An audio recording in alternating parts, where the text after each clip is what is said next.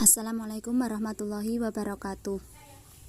Perkenankan kami Inaratul Ainiyah NIM 181040832 dan saya sendiri Miska Fitrianti NIM 181040843. Pada kesempatan kali ini kami akan menyampaikan tentang laporan observasi terkait artikel ilmiah tentang komunikasi verbal dan nonverbal di kelas 1 sekolah dasar. Metode penelitian yang kami gunakan dalam kajian ini menggunakan metode atau pendekatan kepustakaan atau library research. Studi kepustakaan dapat diartikan sebagai serangkaian kegiatan yang berkenan dengan metode pengumpulan data pustaka, mencatat serta mengolah bahan penelitian dan membacanya. Jenis data yang kami gunakan merupakan data sekunder. Metode pengumpulan data yang kami gunakan studi pustaka.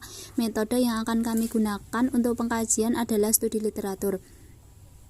Selanjutnya yaitu tentang pengertian komunikasi. Komunikasi itu sendiri secara umum merupakan proses mengirimkan dan menerima pesan yang dapat memungkinkan manusia berbagi pengetahuan, sikap, dan skill. Biasanya komunikasi identik dengan ujaran verbal. Namun sebenarnya komunikasi mengandung dua dimensi, yaitu verbal dan nonverbal. Komunikasi verbal pengertiannya yaitu komunikasi penyampaian pesan melalui bahasa atau kata-kata. Simbol bahasa atau pesan verbal adalah semua jenis simbol yang menggunakan satu kata atau lebih. Bahasa juga dapat dianggap sebagai sistem kode verbal. Lalu komunikasi nonverbal ini proses komunikasi di mana pesan disampaikan tidak menggunakan kata-kata. Contohnya yaitu menggunakan dengan gerak isyarat, bahasa tubuh, ekspresi, dan lain sebagainya. Selanjutnya yaitu tuturan konstatif. Tuturan konstatif adalah tuturan yang pengutaraannya digunakan untuk mengatakan sesuatu, menggambarkan fakta-fakta yang dapat dicari kebenarannya, nilainya dapat dilihat dan tidak dapat menggunakan dengan kata dengan ini, sehingga hal tersebut dapat diwujudkan melalui tindak bahasa, menginformasikan, menguji, meminta, memerintah, melarang, dan memuji. Setiap tuturan memiliki makna-makna tersendiri.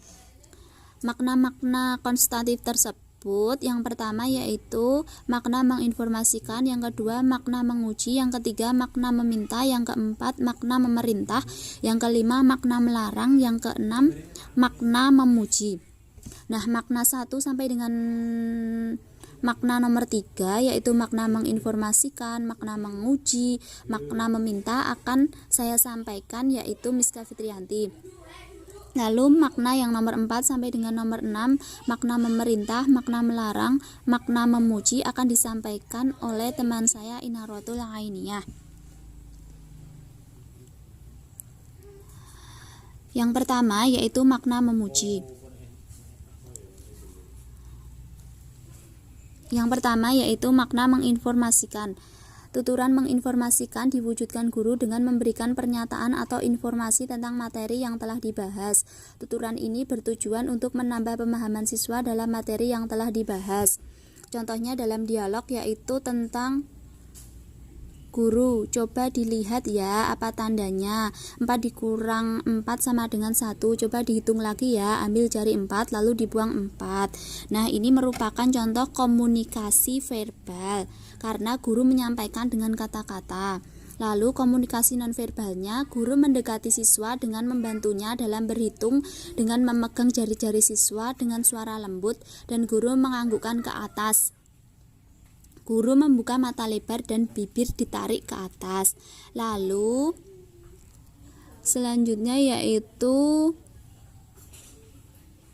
simpulan paparan konstatif di atas menginformasikan dengan maksud bahwa mengingatkan siswa agar berhati-hati dalam mengerjakan soal agar tidak terjadi kesalahan, memberitahu bahwa nilai secara langsung nilai yang jelek siswa yang tidak rajin dan nilai yang siswa rajin belajar bagus hasilnya, dengan memberi peringatan agar berhati-hati dalam mengerjakan dan belajar agar nilai bagus dapat diraihnya.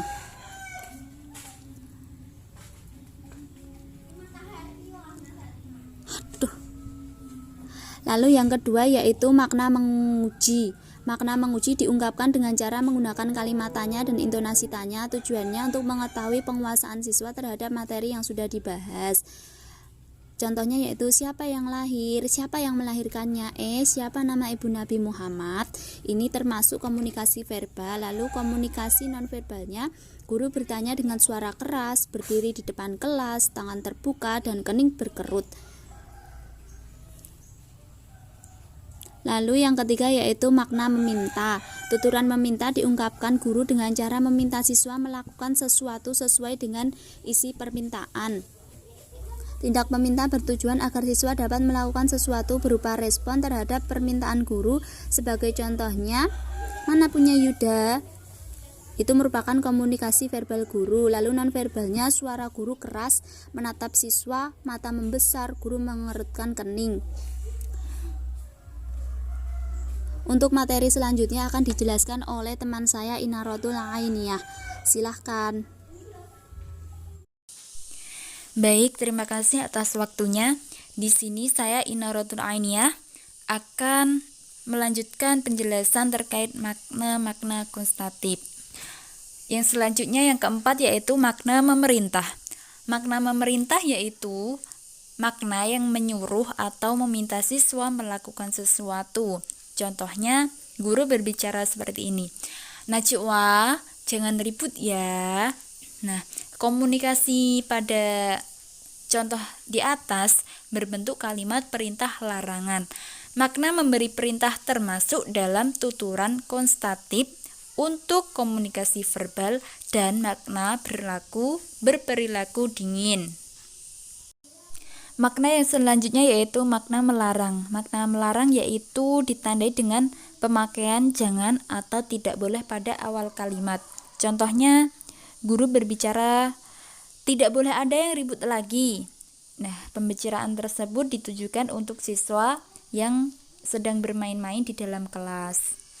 Yang terakhir, makna memuji yaitu dilakukan guru dengan cara memberikan pujian atau pernyataan yang bersifat memberi dorongan. Makna tuturan ini untuk mengondisikan siswa agar lebih berani atau aktif selama proses pembelajaran. Contohnya, pintar anak ibu, bagus, wah Rani cepat sekali. Nah, seperti itu. Berdasarkan penjelasan di atas, dapat disimpulkan bahwa komunikasi verbal dan unsur nonverbal merupakan kedua piranti yang tidak dapat dihindari dalam interaksi antara guru dan siswa di kelas. Keduanya diperoleh secara berbeda. Kemampuan menggunakan piranti verbal diperoleh melalui pembelajaran, sedangkan piranti nonverbalnya diperoleh melalui pemajanan yang terus-menerus dalam budaya bahasa tersebut. Jadi dalam proses pembelajaran, guru berperan ganda, yaitu orang yang membelajarkan siswa dalam kaidah bahasa dan sebagai model penyampaian budaya di dalam kelas. Nah, bentuk komunikasi verbal ada unsur yang harus diperhatikan. Salah satunya tuturan konstatif. Tuturan konstatif tersebut merupakan tuturan yang pengungkapannya digunakan untuk mengatakan sesuatu, menggambarkan fakta-fakta yang bisa dicari kebenarannya dan nilainya diperoleh dari proses pembelajaran. Sekian dulu presentasi dari kelompok kami. Jika ada kekurangannya dari awal sampai akhir, kami mohon maaf. Wallahul muwaffiq ila aqwamit thoriq. Wassalamualaikum warahmatullahi wabarakatuh.